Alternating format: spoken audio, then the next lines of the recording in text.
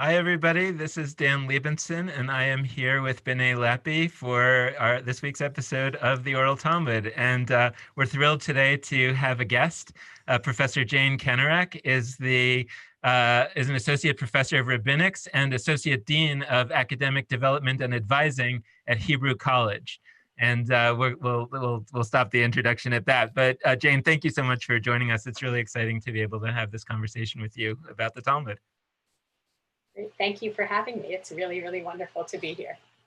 So we're going to try to cover a lot of ground today and talk about stuff that we've been talking about all along, as well as something that's really the subject of your research these days and B'nai's passion.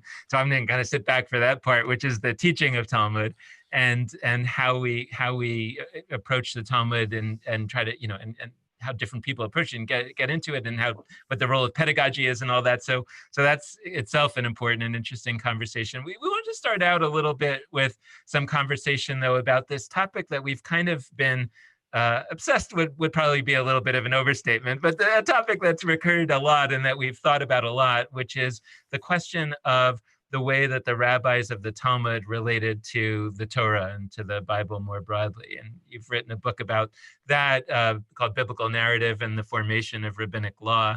And so it seemed like, at least based on book titles alone, that this would be a place to really to ask you to talk a little bit about, both in terms of, could you share a little bit about your research on that topic in your book, and also more generally, like if somebody were to wake you up in the middle of the night and ask you, how did the rabbis relate to the Torah? What would you say? I love the last question, but I'll start earlier. My interest in the topic actually began a number of years ago when one of my teachers and B'nai's teachers actually at the Jewish Theological Seminary gave me Robert Cover's article, Nomos and Narrative, to read. He actually gave it to me at Camp Ramah, Palmer, where I was staff. And I really started to get interested in what was the connection between the stories we tell, the foundational stories we tell as Jews, and what we do with them, how they shape our law. And I became also really interested in what are the stories we tell and what are the stories that we don't tell, and how do both of those shape what kind of laws we consider important to observe or to pass. Where do we change laws? Where do we not change laws? And eventually, as I kept thinking about it, I decided what I wanted to work on was our foundational canonical book, the Torah, and the most narrative of all the books of the Torah, Sefer Breshit, the book of Genesis. And I decided that I would look at selected stories from the book of Genesis and try and understand how did the Babylonian Talmud transform these stories into law, and what might it mean that they were taking these stories and making them law. So if you've read the book of Genesis, you'll know it contains a few laws, but circumcise your child, but by and large, it's stories. And what I decided to look at was the Akedah, so the binding of Isaac, Rebecca's betrothal story, which is one of my favorite narratives in the Torah, Joseph's death, and Minyan.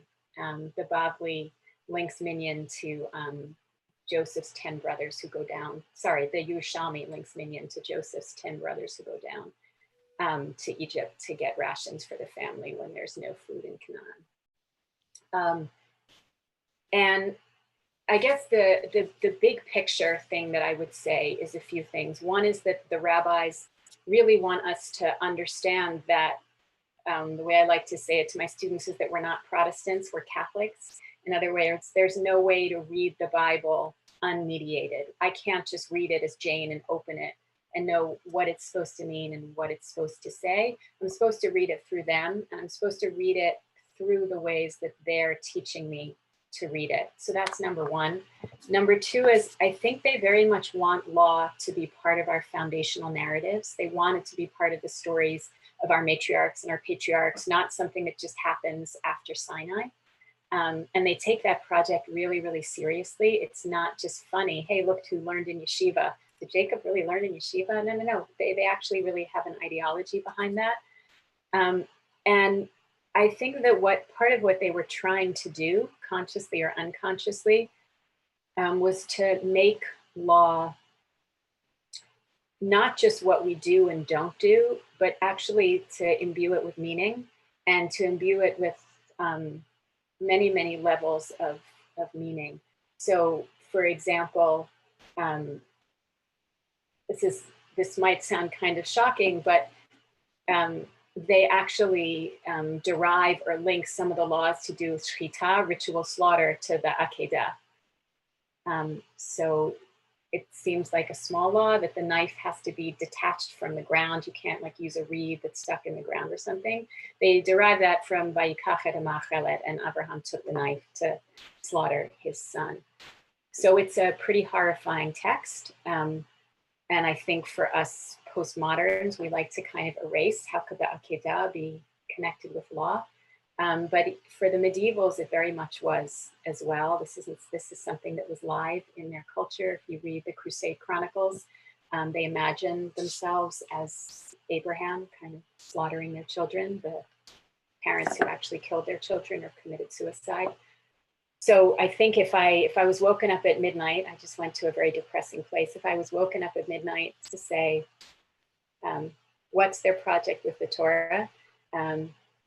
I'd say it's to make sure we know that we have to read it through them. You have to learn how to read it rabbinically. And I think it's also to make sure that we know that law can be found anywhere, but also that law isn't just do's and don'ts. It's actually supposed to be this rich universe through which one can create meaning and make meaning. That example you gave is fascinating about the knife connected to the Akedah. Number one, I never knew that. And your suggestion that what they were trying to do was or one of the things was to imbue meaning in the law makes me think maybe what they were wanting to say about how we kill animals is, ideally you wouldn't do this. Right. Maybe.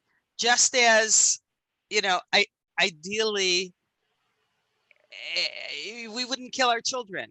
And, Abraham is actually lauded in the rabbinic tradition for refusing to do what God said. And could that be kind of an implicit suggestion about slaughtering animals and eating meat? Is that part of it? They never go there. They never go there. They, in fact, also connect that verse to temple stuff as well. But I think one certainly could go there with it and say, okay, if we're going to say that they're connecting it to the Akedah, what might we as moderns do with that, with our horror of the story? Part of what I like to do with it is just say they're also trying to teach us when you do shchita, that's actually part of the narrative that you're supposed to be remembering.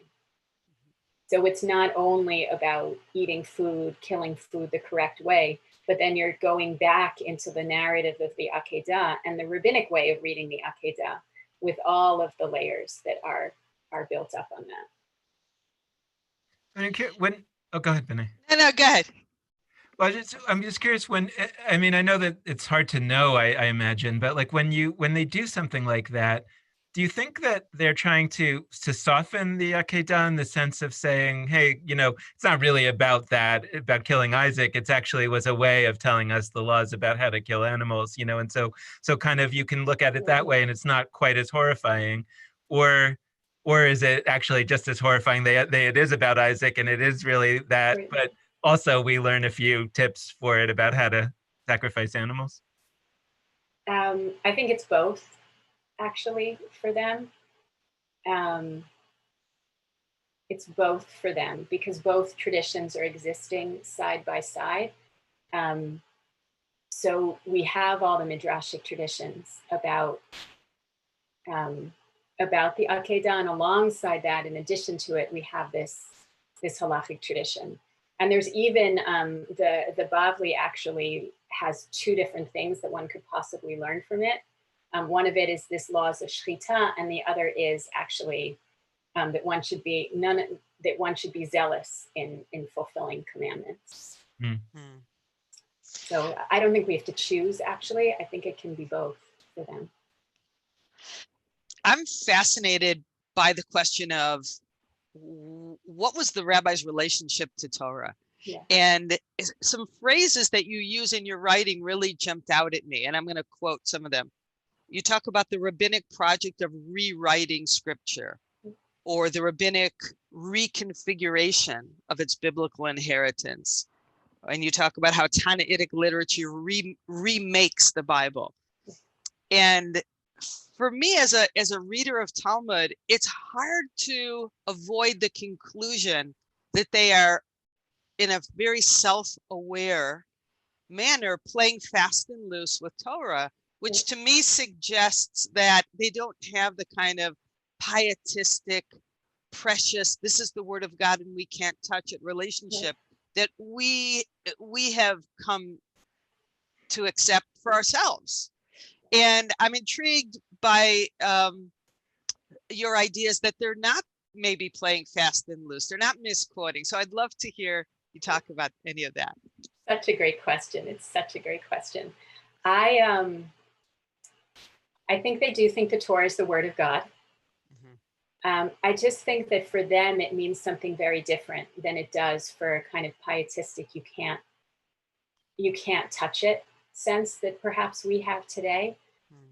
Somehow your question triggered into me something very tactile, that for them, they really understand drash as in seeking out God's words, that they're really doing it in the letters of the Torah. So if you're really going to seek out God's words, you can't just put your hands back. You actually have to get them dirty. And so that in a sense, when they're doing this literary playfulness, what they're doing is they're digging in and getting their hands dirty to actually figure out what God wants of them. And that's going to lead to conflicting opinions. That's going to lead to breaking apart words in a verse into different letters. But the process of finding God's will can't be something that's just done from a distance. So you can have both. You can have the Torah as the word of God, and you can have the playing or the sometimes radical interpretation of it, and not have to let go of the idea that this is the word of God. That's a different, I love that. That's fascinating. Yeah, absolutely. I absolutely think that one can. And I think that's part of what makes rabbinic reading so powerful. Midrash, Talmud, it's their willingness to get in there. And they're readers par excellence of these texts. I mean, they are just absolutely phenomenal literary readers. And I think the other part that is sometimes so hard to remember, because we have these books as books in front of us already, is that they're in the process of creating this literature. So it's not static for them. They're creating it, and we're getting these different snapshots along the way of their process of creation and creativity. I want to ask you a question. I don't think we've asked the previous scholars that we've had on the show, even though we've asked, sort of about elements of, what were the rabbis up to? I mean, that's often our question. And I think I have a meta question, which is like, how do we know? Like how in scholarship, in Talmudic academic scholarship, like how do you look at what the rabbis are doing, and how do you judge whether they were actually believe that the Torah is the word of God and they were trying to sort of hear it on a different register, versus, and some scholars have made a more radical versions of claims, which actually quite appealed to me, that they were not actually, they didn't really believe that the Torah was the word of God, at least not in the sense of a kind of direct, that the words themselves mattered so much. They might have believed that it was inspired by God the way we might have said, but they understood that they were creating a new Judaism. And when they're quoting the Torah, they're kind of winking at all of us. And they say, that's not really what the Torah says. But we think for various reasons, it's good to quote it in this way. And how would we know one way or the other? What evidence do we have?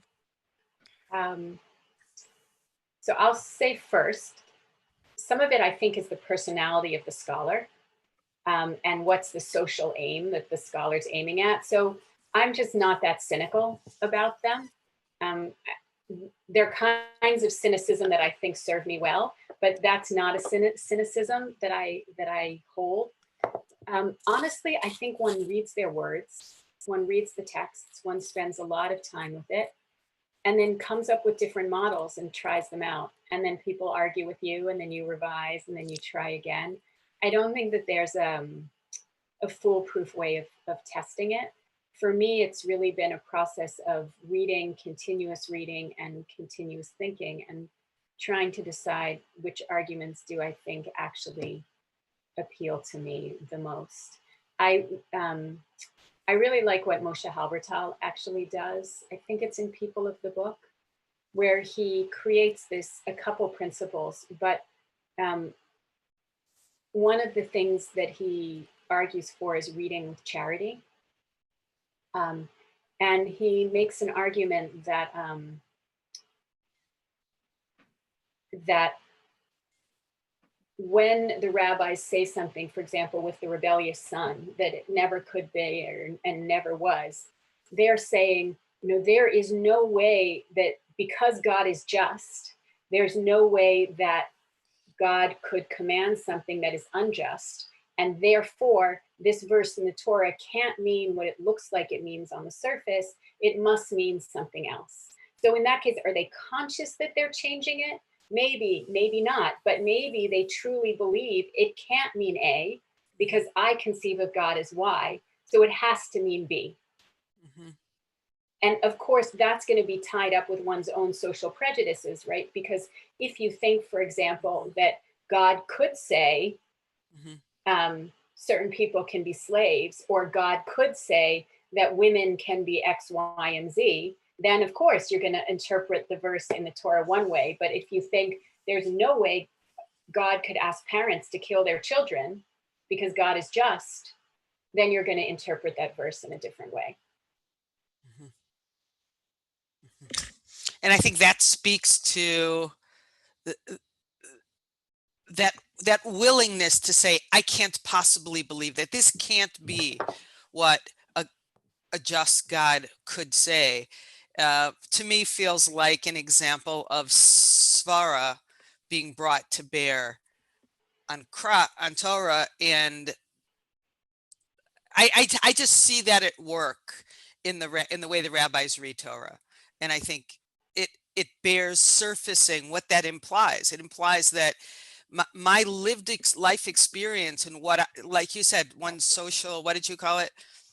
Social construct or social context in which you live. Yeah, that can be brought to bear on the Torah to say, no, this can't possibly mean what it looks like it means. I just think that's not an insignificant move. I think it's a major move, and I think one of the big differences is that today we're very conscious that we're doing it. That's what we sometimes get criticized for. But you're conscious today. The rabbis were unconscious, but they did that. And so I think it's worthwhile for us also to say, if our God is a just God, then how could God possibly say X, Y, or Z, right? Maybe there's some kind of intervention that we need to do. Now, because I'm also a Talmudist and a teacher of Talmud, I believe that what we do has to be grounded in the text, right? It has to be a convincing reading. I just think that the more one works at reading and the better one gets at learning Talmud and playing with these texts, the more you can make A mean Z. That's what the Tosafists do at their best, is read a sugya and you think it means A, and then you read Tosafot on it, and all of a sudden it means G instead of A. And I can't imagine that it had ever meant A. So I feel like that's part of the challenge for us, is how do we read in that way? Apropos of that, we just learned a text at Queer Talmud Camp. For 5 days, we learned this text. And on the morning of the last day, I learned a Maharsha with one of my fellow faculty members. And the Maharsha completely reads the sugya differently. And I thought, oh my God, did I just spend 5 days teaching almost 200 people this text the wrong way? With a later commentator saying, this is what it meant there in the Gemara, or this is what, how does that work? Are the Rishonim, are the medieval commentators who have the G reading, not the A reading, are they saying that A reading always meant G? Or are they saying it can also mean G? Or let's go here from where they were? Great question. And I'm going to hedge a little, but I'll say Tosafot sometimes says Rashi's wrong. Uh-huh. So he's saying, look, reading A was proposed of the sugya. I actually don't think that makes sense. I'm going to propose a different reading of it. And I think Midrash, with its Yeshomrim, when it presents an anthology of different readings, then it's saying all of these are possible readings. I think when someone says X is wrong, then they're saying, I really prefer my reading. But the medievals had different senses of history than we do as well. So they're not saying, oh, what's the historical contextual meaning of the text? They're saying, hey, this is how I read. This is how I read it. But I don't think you taught your students wrong. I think it's sometimes really a totally great thing to do. I love doing this exercise is you read it, right? You come to something as a class, you think it's really convincing, and then you throw them another interpreter. And then by the end of it, you play and say, can you read it the way you did originally anymore? Right. And it's both a really confounding, but I think can also be a really empowering exercise as putting the challenge out to people. See what, in your case, the Maharsha did. So how are you going to get to the point where you can do that? Yeah. So is that your ultimate goal for your students? To teach them how to make the kinds of moves and the widening or perhaps narrowing or the destabilizing where necessary or shifting of the tradition the way the rabbis did? Now we're getting into pedagogy, maybe. Right. Or why we teach Talmud. I'd love to hear you talk about, you know, what is your goal for your students? Why do you teach Talmud? So those are two different questions. I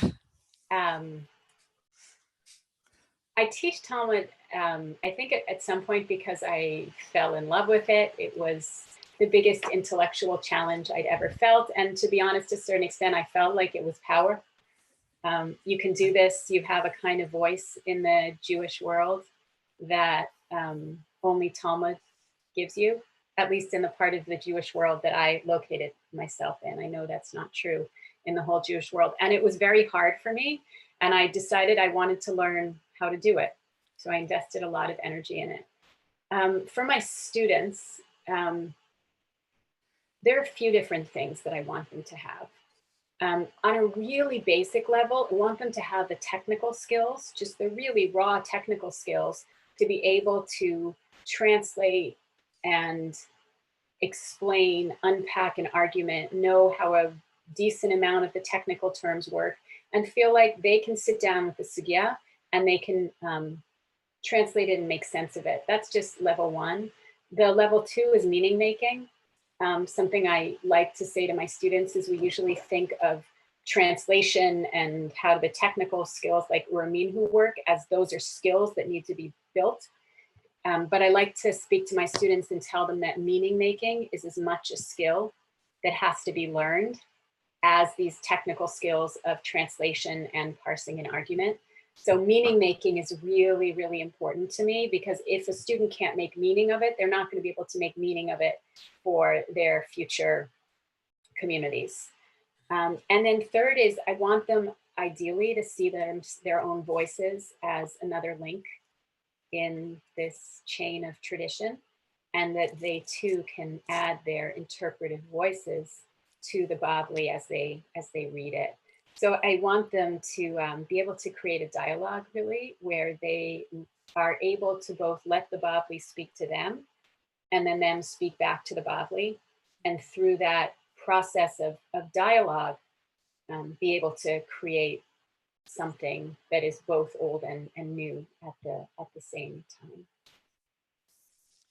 time. I'm smiling and my heart is bubbling over because your students are well represented among the faculty at Svara, and I just heard them teaching over those ideas about adding their voices to the margins and to our students at Svara. So your Torah is being taught by your students far and wide.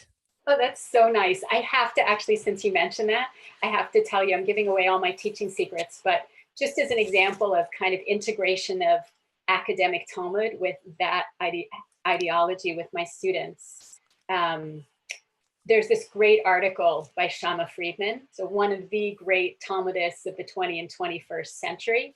And he's writing about a sugya in Perek HaChovel, the famous eye for an eye sugya.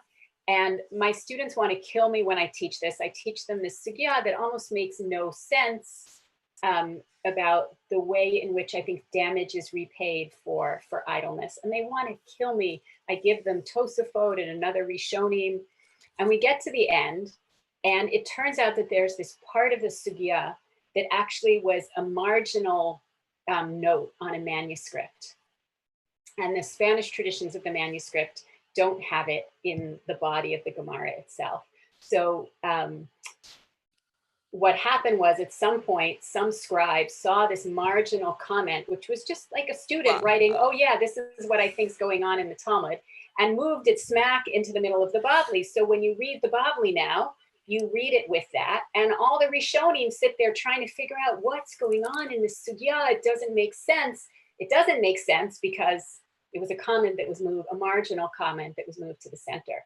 So when we get to the end of the sugya, I get to have this whole conversation with my students about the different ways in which things that are marginal become central, and in fact become read that they are part of the tradition, and such that they give rise to a further layer of dialogue.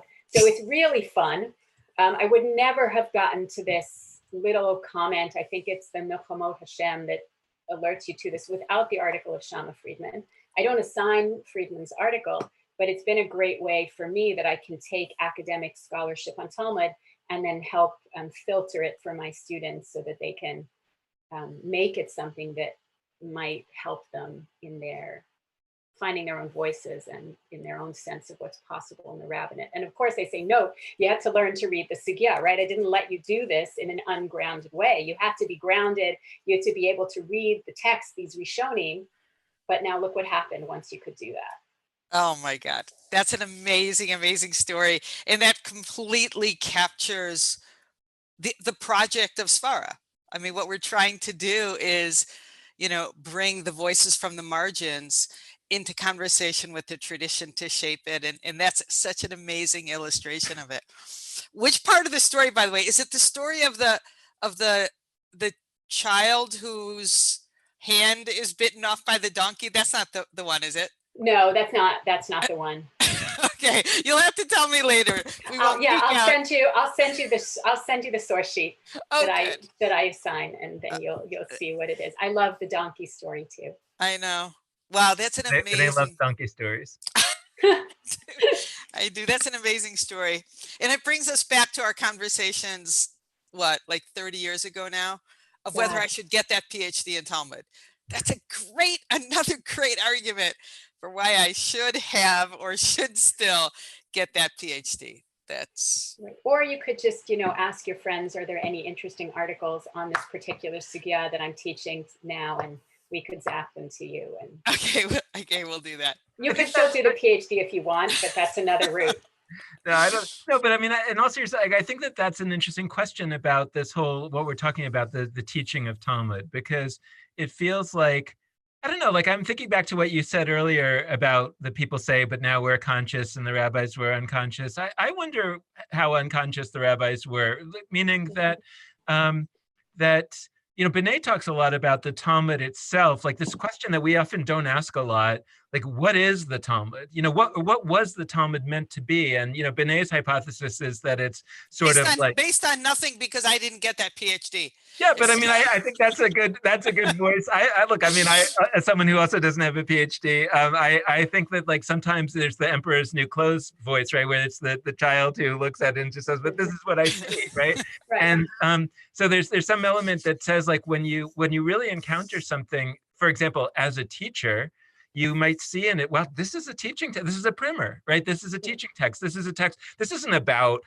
donkeys eating hands and whatever. This is about how you should think. And somebody who's actually putting together a primer that's that sophisticated about how you should think is a sophisticated person Right. who probably understands things more deeply about what the Torah itself is than we might imagine a pietist of today does. And that may not be right, but I think what's interesting now about the teaching of Talmud that I'm curious about in the academy, but also in particular in a rabbinical school where it's full of people who do have a PhD from the academy, but are also teaching people who are doing something sort of different with it, maybe, and maybe not.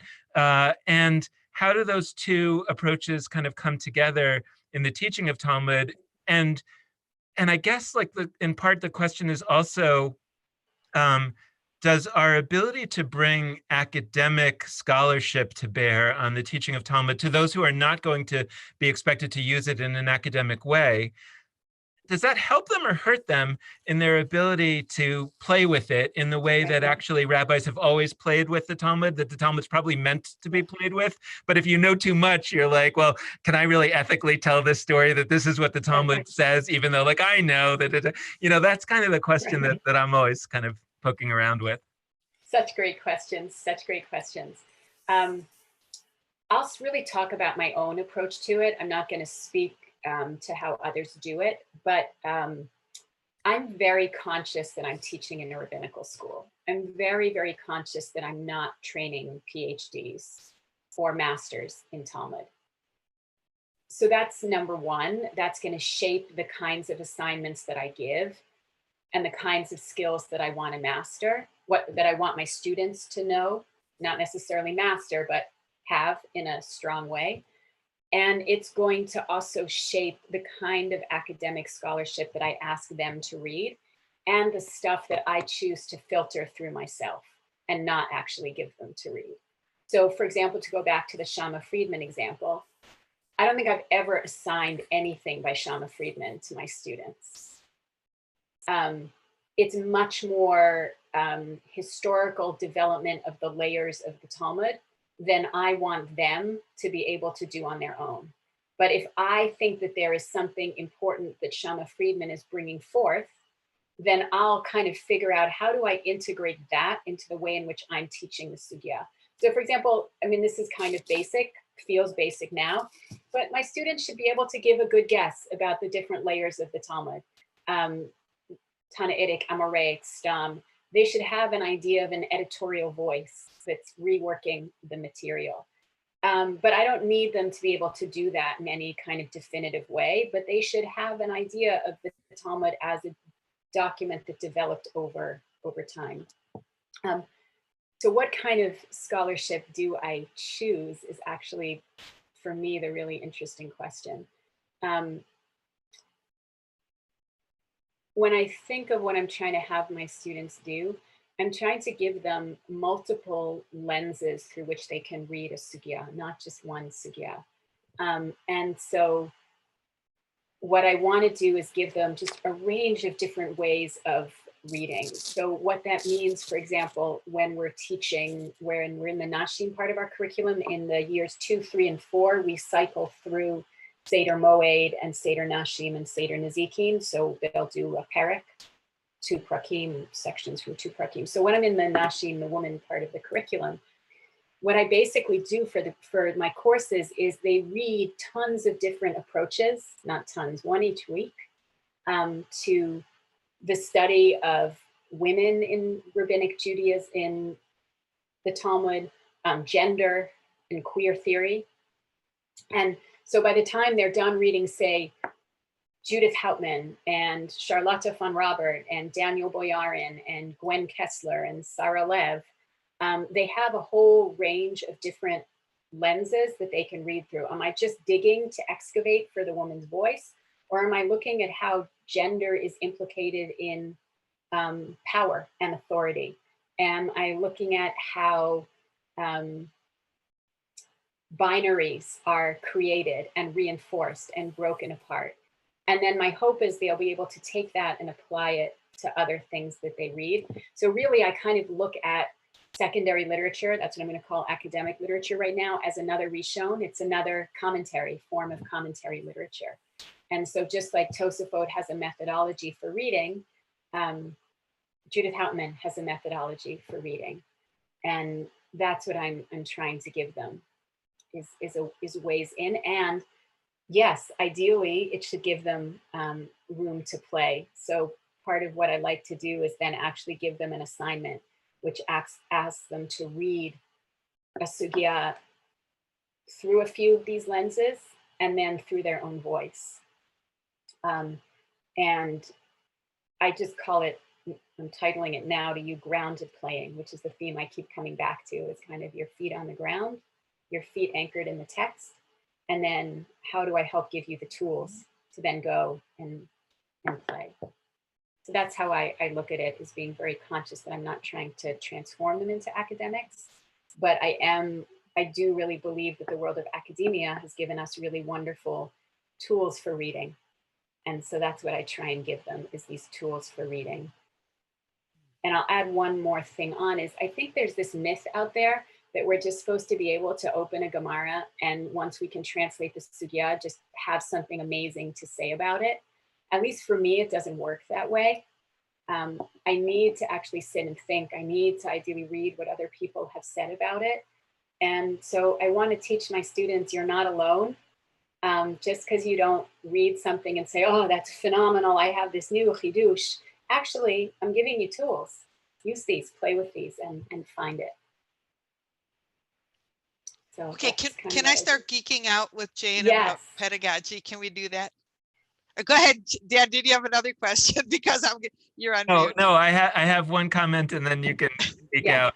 But my one comment is just kind of like, I'm thinking back actually to what you were talking about the rabbis, you know, and how they saw the Torah, and just connecting it to this, and just thinking about like some of the conversations that B'nai and I have had over the last weeks, where it's funny, like when we're looking at a story and saying like, we really truly believe that this is what the rabbis are doing here, and this is the message that they're sending to us, which is fundamentally a message that says, you can be radical. In other words, so for example, you know, B'nai and I think sincerely believe that the rabbis have sent us this message in a bottle, that when they're reading the story of the Even Avachnai and saying that we don't have to listen to a heavenly voice, that they're signaling to us that when the day comes where you have a problem with what we've done, you don't have to listen to us either, you know, like, because like we're the heavenly voice of your generation, and you don't have to listen to us, just like we didn't listen to the heavenly voice of our. Now, is that what they really were saying? I don't know.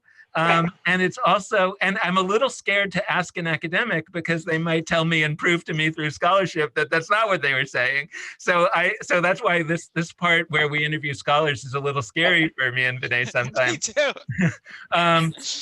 But there's this other element of it where I kind of feel like, but even if an academic were to say, to show me something, and this, I don't know that this speaks very well of me, but I would probably discount it and say, well, they don't know, you know, because I believe it so firmly, and I understand, and the reason I bring it up is just because I'm trying to square a circle where, in a sense, I think I'm seeing how the rabbis can be both kind of intentionally misreading or winking, because I know that I'm doing that, but also that they truly and deeply believe it. On some level, they truly and deeply believe that this is really what's going on here. And it actually reminds me, I've done some translation of an Israeli novelist, Yochi Brandis, and I went. I'm just reading her The Sacred Book of Kings right now, actually in English, and then I translated her book, The Orchard, about the early rabbis. And I have the Hebrew version of that. Sorry that I'm interrupting you. I have the Hebrew Pardes sitting on my bedstand as my next thing to read. Oh, great. Well, that is so nice. I would love to talk to you about them.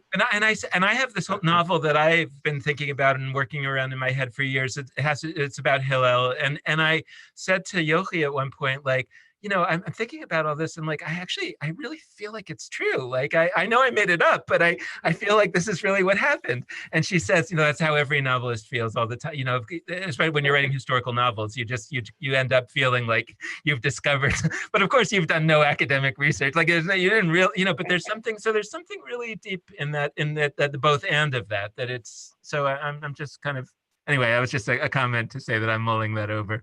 But so first, since I interrupted you, yes, I would love to talk about Yochi Brandis. I got a little bit obsessed with King David this summer, because I could never hold his story in my head. So I've been reading novels, King David novels this summer. But I actually think you've put it really well.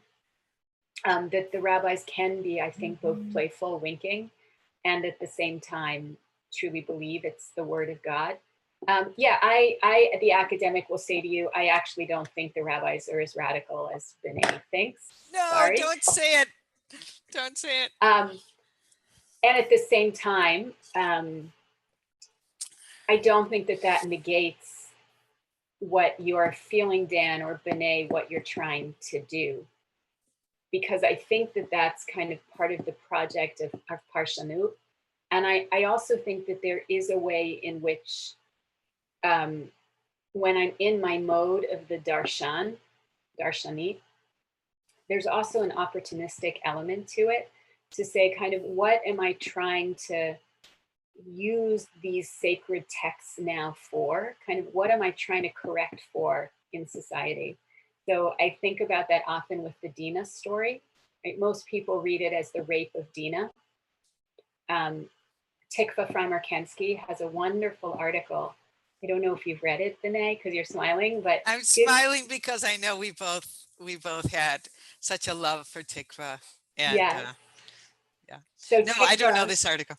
So Tikva Frymer-Kensky has a wonderful article where she looks at that story and the way in which Ina Ayin Nun He is used there, and basically argues that it doesn't necessarily need to have been rape. It might have been consensual, but that's actually not the point of the story at all. And she presents a really, really convincing reading of the story. And so in that reading, the Dinah story becomes actually not a story of rape, but an honor killing, right? Where she actually had consensual sexual intercourse and then perhaps wanted to marry him, stay with him, with Shrem, and she had no voice in the matter. So when I read the Dinah story, and I actually think Tikva's reading is correct, is academically correct, am I going to be reading that and talking about it in the context where what we need to speak out against is rape? In which case I might choose the rape reading, which has been such a predominant reading of that narrative. Or am I in a context where what we need to speak out about is women's lack of autonomy and choice and honor killing, in which case I might choose to actually take Tikva's reading. So both of those, I think, are valid readings of the story. And for me, the question becomes really one of context. What am I trying to do?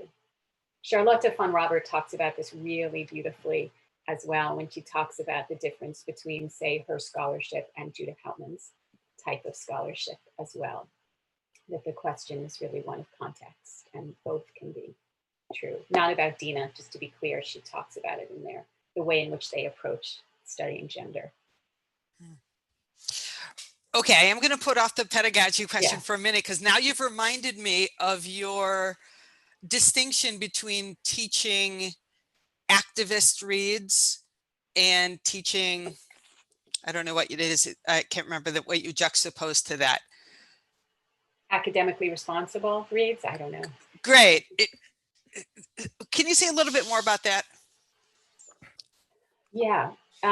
So I'll start again with something that I've repeated so many times, which is I want activist reads to also be responsible. I'm just so committed to people really being anchored and being able to actually read these classical texts. And it's so central to what we're trying to do at Hebrew College.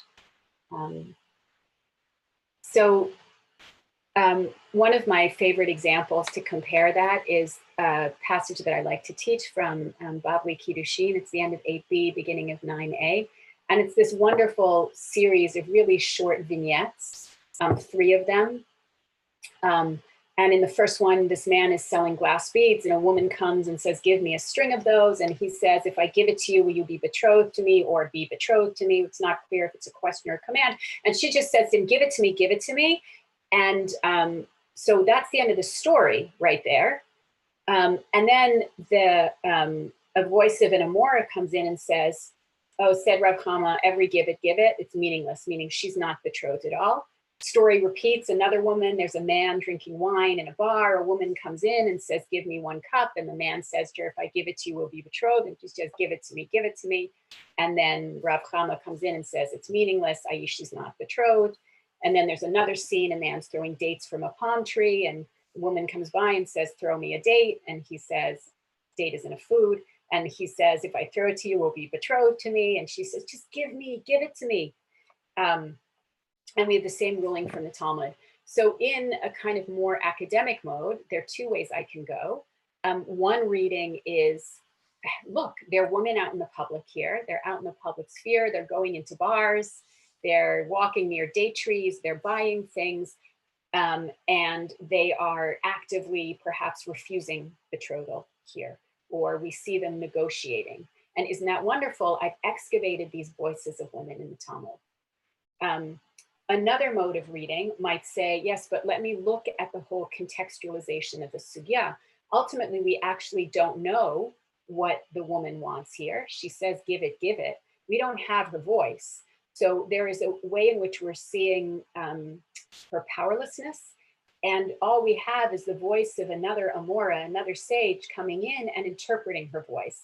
So you again see the powerlessness of her gender being constructed. So those are both kind of more academic ways of reading the sugya. One where I've said I've excavated a woman's voice, and the other where I say, oh, look, you know, the way in which if you move through the flow of the sugya again and again and again, ultimately what the sugya does is silence her voice. But if I'm reading in a more activist mode, I can actually have a lot of fun playing. And I can say, hey, you know what? I have 3 stories here.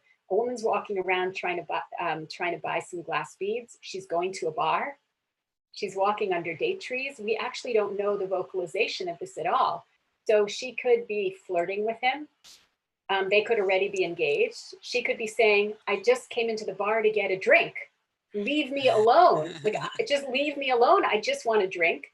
She could be saying, how do you know I like boys? Right? We actually don't know anything like that. So when I'm in a more activist mode, or what I'm trying to tell my students is, you got to get reading A, reading B. But now take these stories and imagine that you're writing a 3-line play. What's the intonation you're going to use for each of them? How are you going to fill in the background? So in a sense, my activist voice is saying, okay, the Talmud has handed you these vignettes. You could choose to reinforce her powerlessness, right? And that is totally a legitimate thing, to run into this story and say, shit, I shouldn't have used bad language, but I thought I finally found women's voices, and uh-oh, they're silenced once again. Or you can say, yeah, you know, the Bavli did that, but the stories are here. So what am I going to do as someone living now? How am I going to imagine them?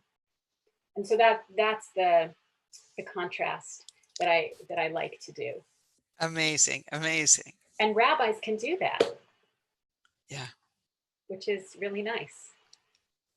Amazing. Okay, let's get to pedagogy, because as you know, I love Talmud, as we all do, and it just breaks my heart to see the Talmud being taught in ways that disempower and do nothing positive to help the learners actually in turn be transmitters. And you know, I've visited rabbinical schools, and it's so sad to see, and this is not true for yours at Hebrew College, but in other places, to see that actually rabbinical schools turn off quite a few students to Talmud by the way it's taught, or by perhaps a lack of framing or a take, but it also in many egalitarian yeshivot, that where people go to learn, they, you know, they're it makes me feel so bad when their takeaway is, oh, my teacher is so smart, I can never be like that. Right. And so it feels to me like we have a crisis in Talmud pedagogy. And if we don't figure this out, we're going to lose our ability to transmit Talmud as something transmissible. And so that's why one of the reasons I'm so excited about your work in pedagogy. So first, if you'd like to say anything about that, and I just want to quote something you wrote, which really surprised me. This is from your book, Learning to Read Talmud, that you co-edited with Marjorie Lehman. You say in the introduction,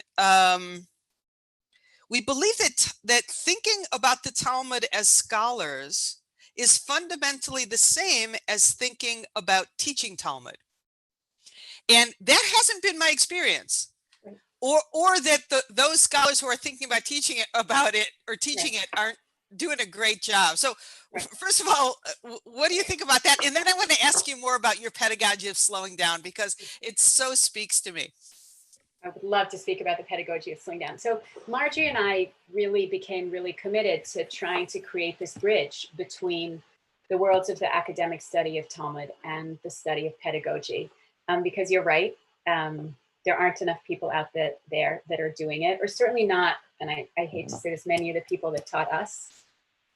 But I do actually think that there are phenomenal Talmud teachers out there who are thinking about it. I mean, Sarah Lev, Mira Wasserman, Marjorie, you.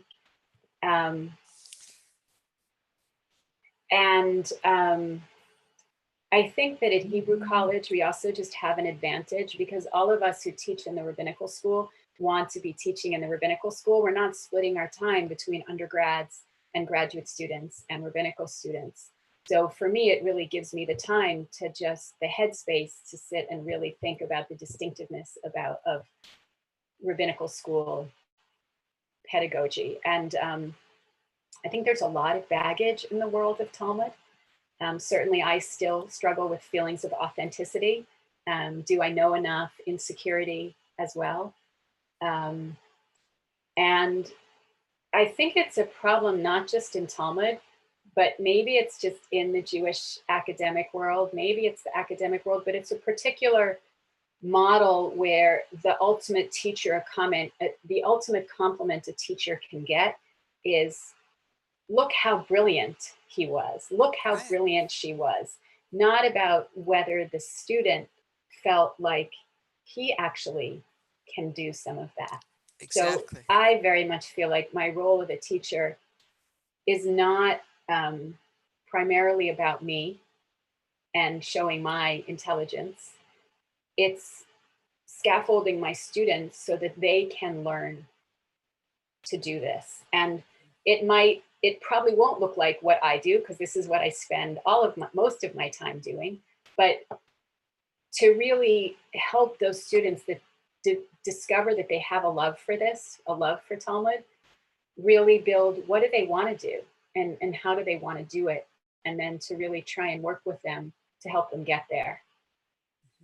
And it's nice if my students think I'm brilliant, but it's by no means my pedagogical goal. And if they walk out of class saying only that, I will have failed. Yeah. Thank you.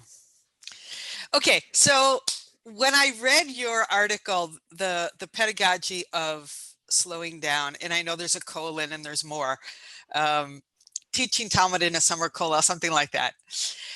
When I read it, I had this feeling of recognition, like, oh, yes, because I think that's what happens in the Svara Beit Midrash. But I never had the language for it that you gave it. I never thought explicitly about the slowing down being the driving force. You talk about the slowing down facilitating rigor and precision and meaning making.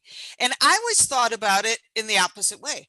I always thought my focus on rigor and precision and meaning making were the things driving the necessity to slow down. And just one more piece that I'll throw in there is that in your article, you attribute a shift in culture in the room from power being about knowing a lot, sharing lots of ideas real fast, that kind of yeshivish taking over of the space and, grabbing the teacher's attention, and to a different kind of meaning making. And I wonder if that's about the slowing down, or is it something else that you're creating in the culture because you, possibly as a woman, possibly as a person who just holds different values, you're you're shifting the culture. So the role of the slowing down and the causal relationship to all these things is just fascinating for me. I'd love to hear you talk about that. Such a great question. I am, interestingly enough now, working on a project with the Mandel Center at Brandeis. Katie Light-Soloway, who's a sociologist, is my research assistant. It's really the wrong term for her. And she interviewed 32 rabbinical students at Hebrew College, YU, RRC, Maharat, and JTS, all about their experiences studying Talmud. And the article that I'm writing right now out of those interviews is actually returning to this question of slowing down, how these students talk about slowing down, and how these students talk about learning quickly or covering material. We did not ask them to talk about this in any way, shape, or form. It just came out in almost all of the interviews. Students talked about their anxiety to cover material and get through material. Students talked about feeling, some of them, oh wait, I was faking it. I was covering material, but I never really got it. And then I had to stop and I had to slow down and get it. So where does that leave me? I think that Talmud culture is a one that measures success by coverage of material and time spent learning in general, and not necessarily the quality of what one does. And I don't like that.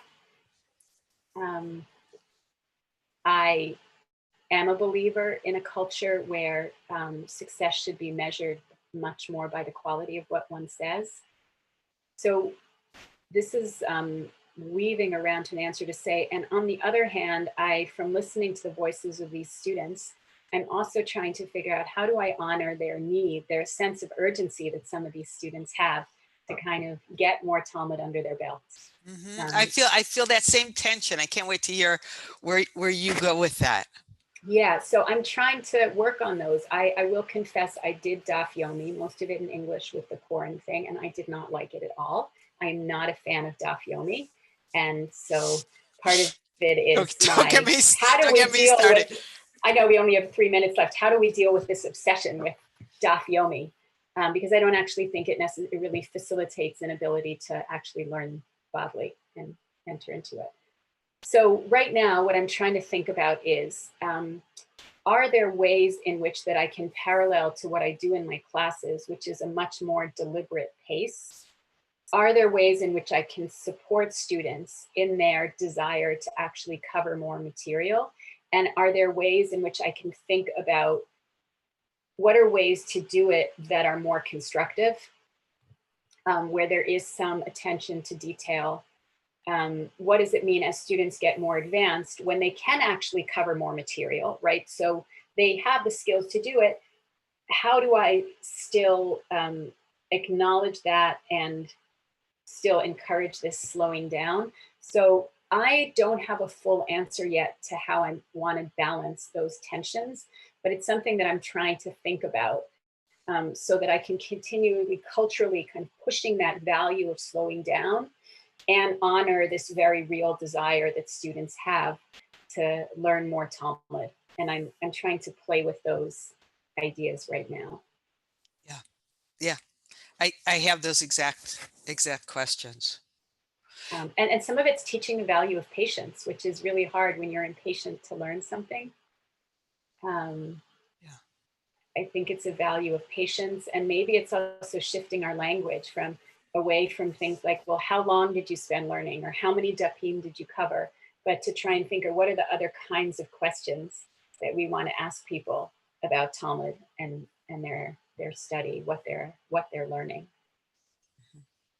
And I think it also raises the question of how much Talmud you really need to know. Right. To, in my mind, get the process that I think the rabbis are trying to convey in the Talmud. Like, how many tort cases do you really need to learn in a law school? You don't actually need to learn the 500 in the casebook. Right. That's a great point. So shifting the the metric of what it means to know, to what it means to have, I don't want to use the word authority, but mastery, or, Right. you know, what's enough? How much Gemara do you have to learn to be Gamirna? Right. That's a great way. That's a great way to put it. That's a great way to put it. It's hard. It's a cultural weight in the world of Gemara learners. But I'd love to continue that conversation with you as I continue to think about this. I hope we will. Me too. It strikes me that it's connected to what you said earlier about teaching, and it's, you know, and like whether it's about brilliance or whether it's about actually conveying the pedagogy and empowering. You know, a lot of these questions have to do with what is the coin of the realm. You know, what does the community say is the important thing? If the community thinks that, you know, now knowing every page of Talmud, if that's what impresses them, then, you know, then there's pressure on that should be. But what it makes it really interesting in a rabbinical school or any program that's fundamentally about training leaders is part of the task of those leaders to change the coin of the realm, you know, and especially if there's a claim that it's actually gone wrong, it doesn't make sense. You know, you think that what's impressive is, you know, I actually was talking to a friend of mine who's a law professor about the fact about doing Daf Yomi, the daily Talmud page that we talked about, and I'll mention in a second, we'll talk about it next week, but he said to me, like, I don't understand why you would want to do that. Like I'm a law professor. I don't read the case reports of all the courts, you know, like nobody does. That's not what, and all the more so in the age of the internet, where if you need to find out a very particular case, you could Google it, or, you know, Westlaw, whatever. So it's interesting whether it's all the pieces. There's so many pieces in motion, I think, to these questions, including our modern times and searchability and translation. And it'll be interesting to see where that all goes. Yes, it's really fascinating, and what these students had to say about Daf Yomi and why they've done it or were thinking about doing it. And especially for the students who, most of these, I shouldn't say, especially for the students who were at JTS or RRC or Hebrew College, where Daf Yomi is not something that's necessary, that will be expected in their communities, to hear them talk about why they wanted to or why they weren't, was particularly fascinating. But yeah, it's a cultural question. And I think one of the challenges for B'nai and I as well is also, how do we make Talmud relevant in the worlds that we're part of, where it's not necessarily the cultural coin of the realm. But B'nai, you're working on that. Right. Well, I know from up close that B'nai's doing a great job of it, and I'm sure that you are too. Jane, I want to thank you so much for being with us today. It was really great, and I do hope we'll talk again, because this is so wonderful to have this conversation with you. It was really a treat. It was really a treat. Any chance to schmooze with B'nai for an hour? I agree. I guess that's what I do this every week. Thank you so much. And just one quick program note for our viewers is that next week we're actually going to be on Wednesday at 2:00 Eastern time. We may also be on at our regular time. We'll see. B'nai and I are negotiating, but we're doing an episode on Wednesday at 2:00 Eastern time related to this, because we're going to be interviewing Ilana Kershan, who's the author of a book called If All the Seas Were Ink, which is about her experience doing the daily Talmud page, the Daf Yomi that we're talking about. So we didn't plan it this way, but it's a really good lead-in. So we're excited to have that conversation, and we'll see you early. And if you're not available to watch on Wednesday, this will be on Facebook or on our webpage, which is just oraltalmud.com. And you can find it there, and it'll be there on Thursday at the usual time. So thanks so much again, Jane, for being with us, and we'll see you next week, B'nai. Thank you. Thanks.